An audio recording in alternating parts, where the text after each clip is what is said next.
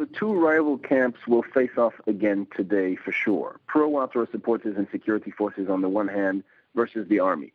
Despite 30 deaths in yesterday's violence, Alassane Ouattara's government has called on supporters to keep up the pressure in the streets, calling the Gbagbo regime a dictatorship and their planned marches a march to freedom.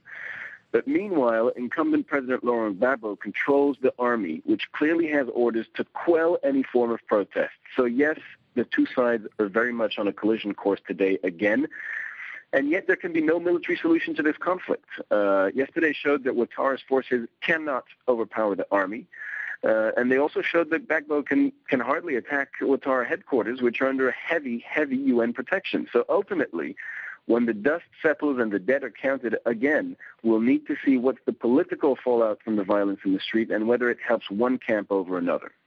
And Sigil, the African Union chairman, Jean Ping, has now arrived in Abidjan to try and find a diplomatic solution to this standoff. But does he have any chance of success there?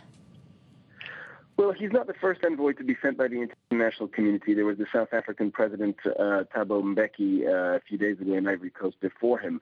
It's not clear what specific bargaining chips, if any, Jean Ping has when he begins his mediation. He's going to meet both Mr. Gbagbo and Mr. Ouattara today. Mr. Ping is coming at a time when the U.S., the UN, France, Europe, and African powers are all trying to lean harder on Laurent Gbagbo. They've called on him to surrender power many times, of course. Ivory Coast has been suspended from the African Union. The EU is threatening targeted sanctions against Gbagbo allies. And yesterday, they all warned him that they will only allow him a limited amount of time. That's a direct quote, a limited amount of time to step down.